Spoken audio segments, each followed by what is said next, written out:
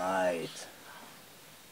The inevitable failure of technology as an opening statement in itself. Let's just close Keynote and reopen it, and it should be working shortly.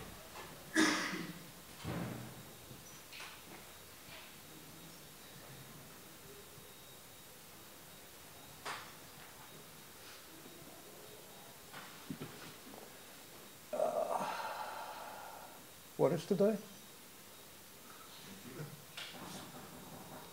It should be this one.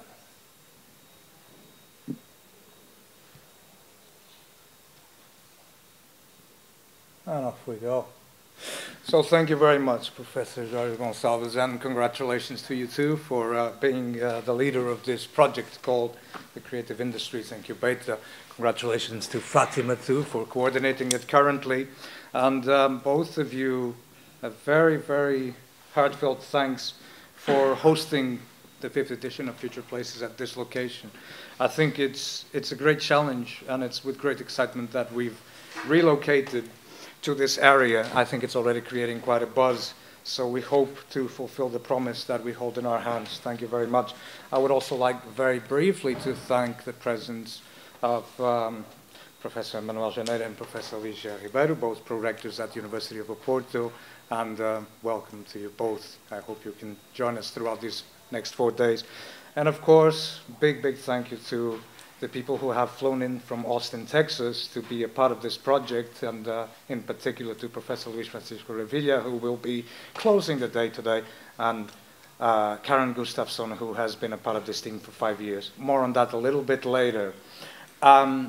I would like to, first of all, address some of the words by Professor Jorge Gonçalves regarding budget cuts and funding this whole Future Places project. In previous years, we always tried to allocate a part of the budget to buying some good weather. Unfortunately, due to budget cuts, as you can see, this year was not possible to buy good weather for the first couple of days. But we have, however, managed to buy some good weather for Friday and Saturday. So fear not, the good weather will be coming a bit later on. Don't despair. Well, I would like to begin by saying that it's obviously a great pleasure to open the 5th edition of this festival. And of course, I believe I'm probably allowed a little bit of a cliche on this kind of occasion. In this case, I believe the cliche can be, we never thought we'd make it this far. Yeah? The thing is, it's a cliche to say this, but it's actually and truly heartfelt. We never thought that we'd make it this far, because our work began actually very intuitively. 5 years ago, none of us in the team had prior experience in organizing events of this kind, and we had a faint idea that rather than doing what we could do, we instead wanted to do what needed to be done. Now, what does this mean exactly? Well, when we think of a digital media festival, I believe we tend to think generally of a showcase for cutting-edge technology. And that's fine. I mean, these festivals exist, technology showcases, and they do provide great environments for technological development to be presented, experienced, and enjoyed, and consumed. Yet, back in 2007, when we started working on this, we had something else in mind. We had other ideas, the essence of which are still, in a way, on display in this year's design, our pet turtle. The image of this year's festival is a turtle drawn by a 19th century Austrian illustrator named Alois Zotter, and as such is a way of maintaining that while honoring cutting-edge technology, we do believe there is a lot more that needs to be acknowledged when we speak of digital media, particularly within the context of advanced research. We need to bring in past and present, analog and digital, short-term and long-term. And we need to consider the impact and the dangers and the benefits and the traps, and of course the underlying promise of digital media. And I believe we need to be reminded that, particularly in the social realm, some futures take decades to be constructed, and that stands in stark opposition with the vertigo of digital novelty. So early on, Future Places, this festival, decided to speak less about technology per se, and more about what technology could do for us as a social and cultural fabric. And this meant surveying and nurturing existing local realities, and we're speaking about Porto in particular, but not just Porto, incubating new projects that we believed necessary and possible. They should exist, so we created them. And also, of course, consulting with partners with similar missions to ours. So the last 5 years have therefore been quite a ride in what I like to call social promiscuity. And what do I mean by social promiscuity? Well, this surveying, this incubating and consulting brought us to work with and bring together a very, very diverse group of people. So in the last 5 years, we've worked with politicians, musicians, homeless citizens, hackers, universities, graffiti writers, tech heads, and disabled youth. We invited researchers, DJs, human rights groups, artists, museums, sexual minorities, other festivals, pirates, schools, street musicians, and startup companies, bloggers, activists, and security guards, designers, and cooks. And we brought in mayors, headhunters, academics, media labels, car tuning communities, radio producers, anarchists, seamstresses, entrepreneurs, immigrants, tourists, and people who just happen to pass by. A few examples of that. Well, we have facilitated the bridging of a bankrupt shopping mall that became a music hub with the largest music auditorium in Portugal, called Casa da Música. This is a 100-piece rock orchestra made up of people who rehearsed in a shopping mall, Stops shopping center here in Porto. We featured them first. We actually facilitated the interconnection between them. We have also given birth to the foundations of the first full-time broadcasting independent radio station in Portugal, since pirate radio was outlawed in the late 1980s. Currently, Radio Manobras, which has now relocated to the project Manobras no Porto, and is now operating independently, even from Manobras no Porto, is now operating full-time. We advised the birth and development of Manobras no Porto itself, a 2-year project by the City Hall that invites citizens of the historical center to rescue, legitimize, and project creative activity in their daily lives. We have featured the branching out of Plus Miners, also known as the Portuguese Banksy, for those of you who care, into participatory approaches of collective authorship. In our case, the creation of a prototype of a written speaker's corner, which we hope one day will become a permanent feature of the city. And we have also helped consolidate a series of applied research projects that involved media archives made by citizens. This is a project that will be present during the festival called the Museum of Ransom. Projects that merge industrial heritage with personal narrative, called Stories of Chairs, more on that in a little while. Projects that reinvent Portuguese iconography and visual heritage. So a project called Portugal Portfolio, a workshop in operation.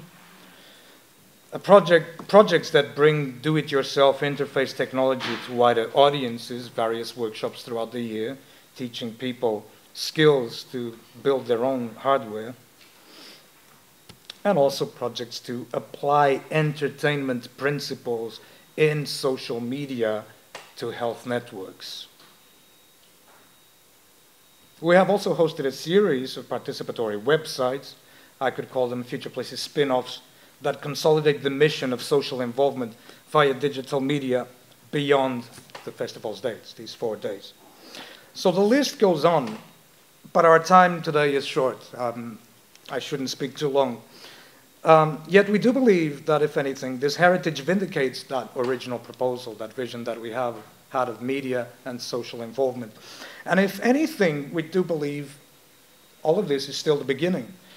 And it's the beginning because 5 years on, our fairly oblique motto of media and society has flourished not only as something which is a lot more readable in general, but as a generalized activity by people, by citizens. Keep in mind that Facebook revolutions and the like, they were a long way into the future, back when this whole Future Places baby began in late 2007.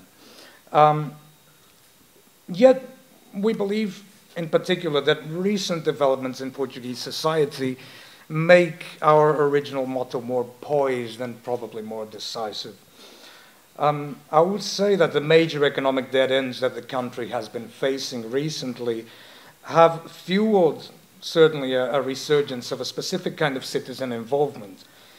A lot of people have been talking or taking the streets more and more often in the last few weeks, as you probably know, as you've probably joined, demonstrating heavily against harder and harder austerity measures.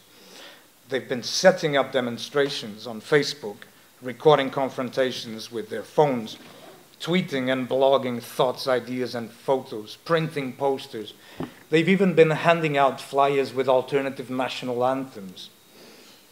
Yet this word, austerity, which is one of the keywords of recent times, while describing this current financial strain, I believe may also speak of the danger of a lack of social fluidity, those kinds of bridges that I was describing before.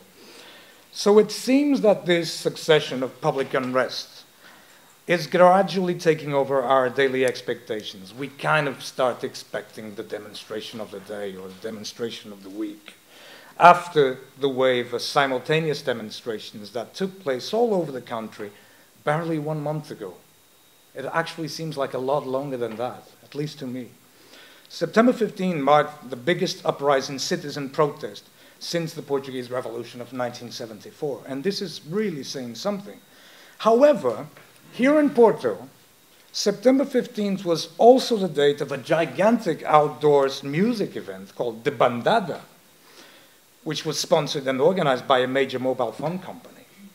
And many, many people spent their afternoon protesting against the government and the austerity measures, and then walked a few blocks and drank and danced the night away, courtesy of Optimus. Which is all good. It's great. Fantastic. I'm obviously not against protest, and I'm obviously not against parties. We have a lot of them in the festival. They're both great ideas, and we all need to have fun, just as we need to express what's going on with our lives. But as far as citizen involvement goes, what I believe is that party and protest are often unfulfilled tactics, because protest is often reactive. It's born out of despair. It's not constructive in itself. And partying is often a parenthesis without a particular purpose besides chilling out. So back to our work at Future Places.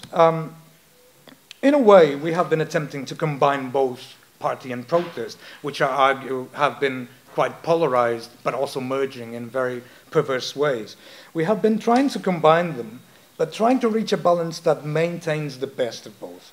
So really the work that we've been doing is about constructive engagement, meaning protest minus the aggression. And it's simultaneously the celebration, the party, but with a purpose, with an idea of what we want to build.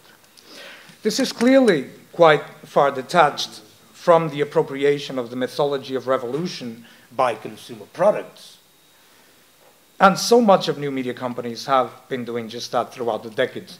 Just last month, the perfume company Cacharel here in Portugal, in Lisbon, used the September 15th demonstration as the backdrop scenario for a fictitious love story between two young activists in a viral advertising campaign, which actually went terribly wrong because when people found out that it was not true, they decided to boycott Cacharel, as one does. So this is not to say that other modes aren't possible or valid or desired, but it's saying that a bottom-up process of reinvention and regeneration of the social fabric tends to be healthier. We as humans value authenticity.